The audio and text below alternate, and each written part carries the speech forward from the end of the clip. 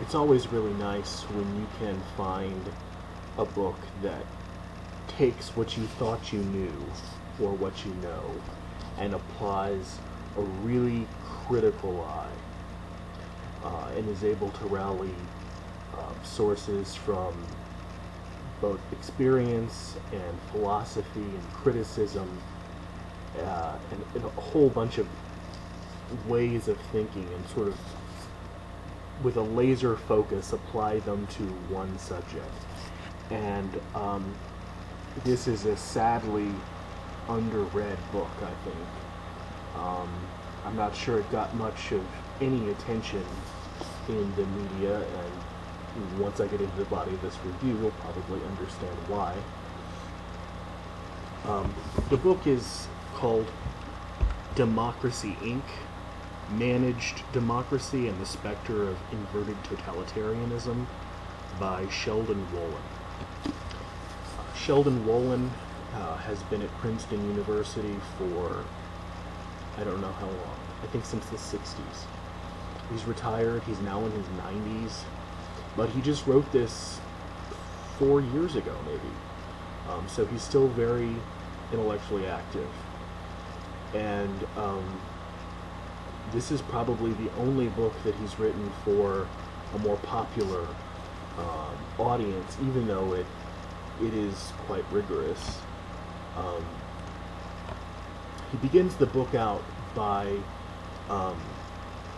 looking at the effects of 9/11 and the effects that it had on the public and how those effects were refracted through the media.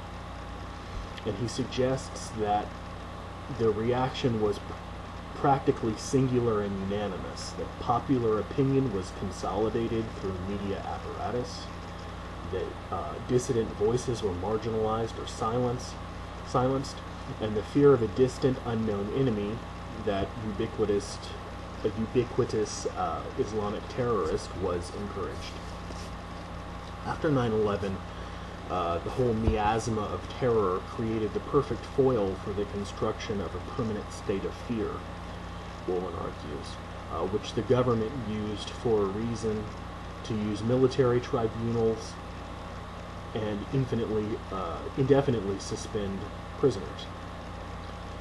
All the while, the military and its surrogates became increasingly privatized by corporate hegemons in the name of protecting the free market. And suddenly we had as Wolin says, a global foe without contours or boundaries, shredded in secrecy. How did this happen? This book is not a criticism of the Bush administration. It's not a criticism of the war on terror. In fact, it is a criticism of those things, but what he's criticizing did not originate in the Bush administration. He says this book is almost a genealogy of sorts. It goes back into American history and to some smaller degree policy, and looks at some of the birth of these decisions and couches it within theory and the history of political ideas. Wolin suggests that at the heart of American governance are two countervailing forces. These are the constitutional imaginary and the power imaginary. And the constitutional imaginary is embodied by things like popular elections and legal authorization. That's what we think of when we think about democracy and how government works, right? It's named because it's the predominant logic of the Constitution. It prescribes the means by which power is legitimated, accountable, and constrained. It emphasizes stability and limits. The power imaginary, however, mitigates against that. And it seeks constantly to expand present capabilities, not to maintain and control them at their present size. And Wolin suggests that the power imaginary began sometime around Roosevelt's New Deal policies, but expanded disproportionately with the inception of the Cold War and the fighting of the Cold War. The Constitution and power imaginaries may seem mutually exclusive, but he but Wolin claims that they coexist uneasily within our ersatz American democracy.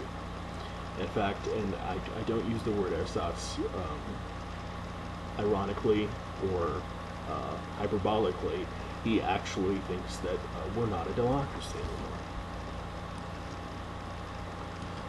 Wolin uses the concepts of constitutional and power imaginaries to build an idea that he looks at throughout the entire book, which he calls inverted totalitarianism, which is what he thinks America is now. To understand what he's doing here, it's important to look at how classical totalitarianism, that is the totalitarianism of Hitler, Stalin, and Mussolini, functioned.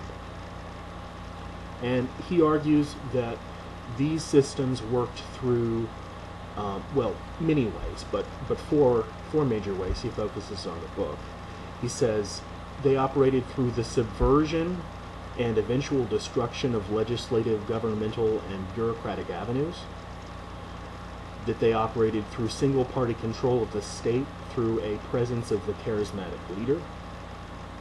It boasted of its totalitarian character and attempts to actively rally the people behind state propaganda, and excited the populace into a frisson over something, whether that something is racial purity, or anti-Semitism, or the existence of a original, untarnished Volk, whatever it is. If you turn these on their head, you get what Wolin calls inverted totalitarianism. He defines this as, quote, a new type of political system, seemingly one riven by abstract totalizing powers, not one-person rule, and one that succeeds by encouraging political disengagement rather than mass mobilization, that relies more on private media than on private agencies to disseminate propaganda, reinforcing the official version of events. It has, among others, the following properties. And again, it's just going to be like a mirror image of what classical fascism is.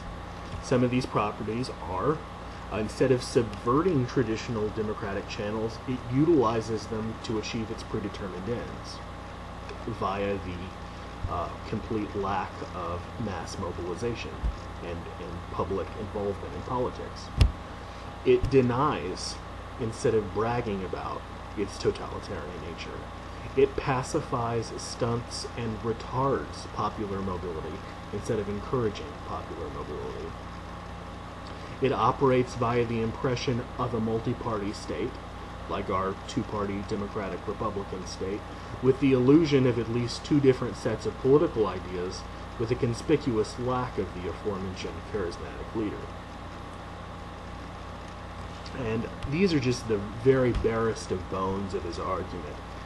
He includes thorough intellectual genealogy, like I said, of how he thinks we've placed more and more of an emphasis on the power imaginary and how we might be already completely there, with really insightful readings of Hobbes, Machiavelli, Leo Strauss, and Plato. He also spends quite a bit of time looking at how the deliberate consolidation of media and corporate power within the United States has made this coup much easier. There's certainly a lot to agree with or disagree with, perhaps, depending on I suppose it might be easier to agree with if you're of a certain political persuasion. But I mean, even if you are more conservative, I think this certainly is an interesting argument. It's certainly a provocative one and a thoughtful one and a well-articulated one. I found the idiom of inverted totalitarianism interesting for looking at contemporary American democracy, even though I did think it had its weaknesses. Wolin claimed in an interview that he gave with Bill Moyers probably 20 or 25 years ago. It's on YouTube. You can look it up. That we no longer have a democracy, like I said earlier. He doesn't hold out any hopes for democratic reforms or sort of a reinvigoration of American political engagement. He thinks it's all gone, and he's really not much of an optimist. But it's one of the few books on the subject that I've read that's just as considerate of 20th and 21st century American history as it is of classical political theory, and it strikes a nice balance between those two. It's an example of the best kind of critical theory that it puts into lucid language what some people may have already suspected. But it is a nice read, a well-argued case for something that might need fixing but may not be able to be fixed. I don't know. We'll see, right? Democracy, Inc. Managed Democracy and the Specter of Inverted Totalitarianism by Sheldon Wolin.